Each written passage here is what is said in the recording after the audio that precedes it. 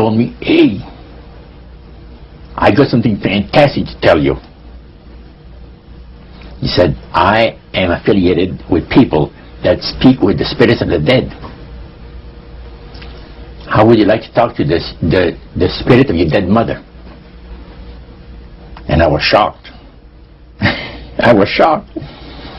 He said, you wouldn't be afraid of talking to the spirit of your dead mother, would you? Well, I said, I'll tell you what, I would have to give that some thought, because it's something I never thought about before in my life.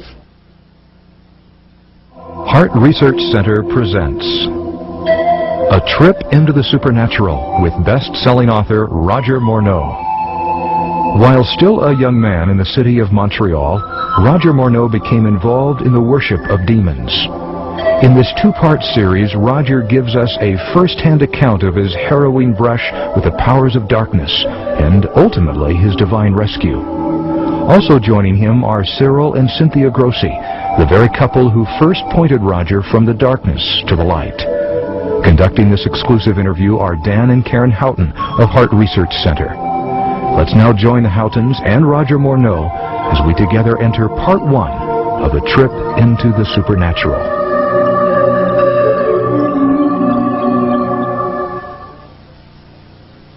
How in the world did you ever get involved in praying to demon spirits? Well, when I came out of the Navy after World War II, I was looking for to take up a trade in Montreal, Canada. And at that time, I ran across a fellow that had been on a particular ship with me. And he said, hey, Mono, you're alive. How nice to meet you. He said, let's have dinner tonight. I said to my boss, can I have the evening off? Because I was the assistant to the Windsor bowling alleys and billiard, you know. It's the high-class place in Montreal where all the dress manufacturing people go and relax. So I got the evening off, and I went out, we went out and had dinner.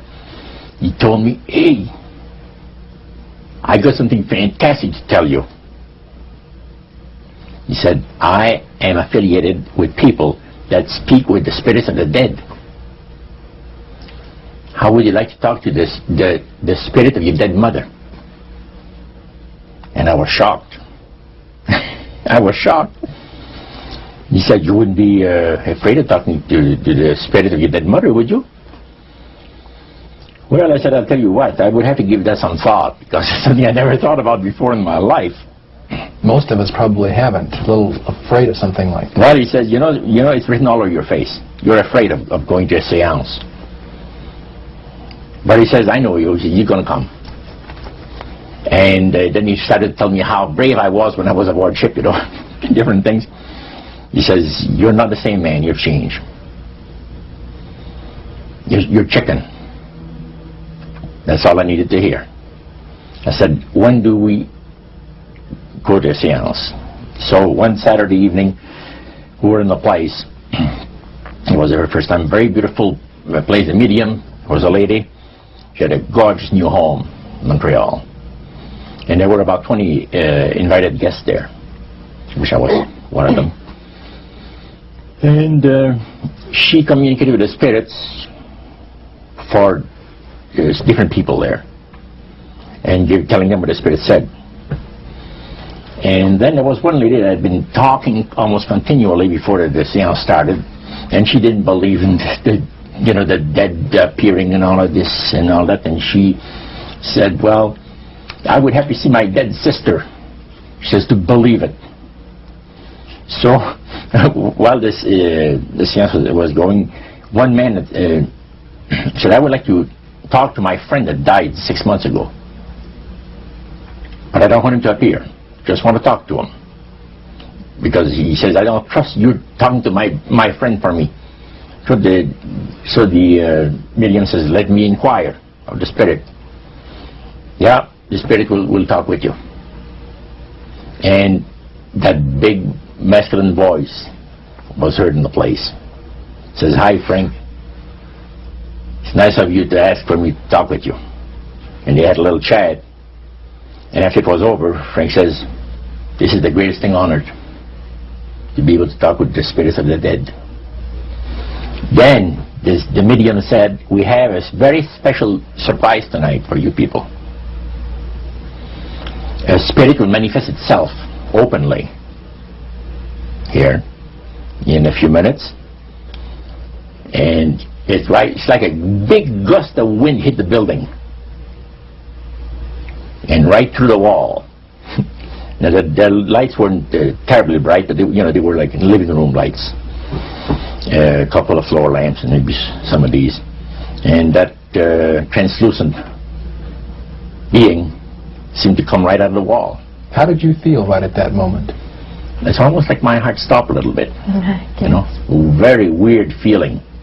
So it was a lady in a beautiful evening gown, swirling, and she said to Mary, my dear sister, you are so wonderful to have asked for me.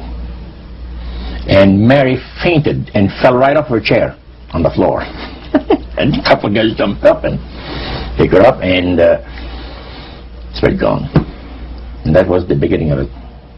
That's how you got into it.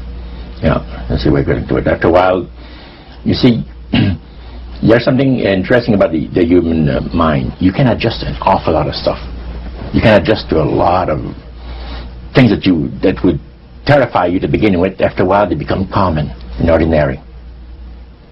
So you mean contact with the supernatural can become commonplace and ordinary and doesn't bother anybody? Yeah. In other words, the more that you do it, you're not uncomfortable. That's right. It's just not an uneasy feeling. Yeah. So how did you feel about it? Then I got into a secret society that worshiped the spirits, you see. Well, how is that different from the seance, Roger? It happens that the seance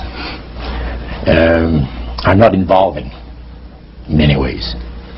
But when you get into a secret society of spirit worshippers, then, and especially when you're invited there by the direction of the higher-ups in the spirit world, you never get out of there alive.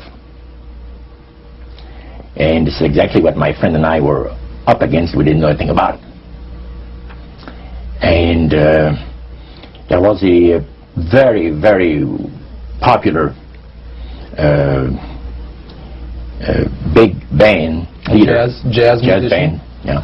Very famous. He played a lot in Montreal, Canada, Vancouver, the big cities. And one night we went to one of these seances, and he was with his wife. Now the spirits had told him what to do. Spirit told him, there's two of these guys, give the names, and your wife will want to talk, will make it so that your wife will want to talk to the medium when you say that you want to go home because you're tired. As soon as you see that these guys are starting to want to leave, then leave with them at the same time. And as you get outdoors, you ask them if they're driving. They'll say, no, they're going to take the tramway a couple blocks away. Well, you invite them to get in your car with you, and that you will take them to a fancy restaurant and treat them to some good food and talk about the merchant navy. And that's what the guy did. And there we were in this plush restaurant, pulled into a little alley, and I can still see it like it was yesterday. Just enough room to pass the car, back alley, that happened to give on a restaurant that was on St. Catharines Street, which is the main street of Montreal. And that was quite an evening. So Roger, you're at this restaurant. What happened? Well, after we were seated, in entering there, the place was just full, packed tight. But there was a couple of tables against a wall that had a reservation sign on it. And the owner of the place recognized the band leader and came and said good evening, and you gentlemen want a table, so you're one of the reserved people. So we sat there, and we had our favorite alcoholic beverages, you know. And as we talked, the band leader says, how long have you fellas been involved with sorcery? And he shocked us a little bit, and I said, exactly what do you mean? Well, he said, you know, what you people are doing, talking to They're supposed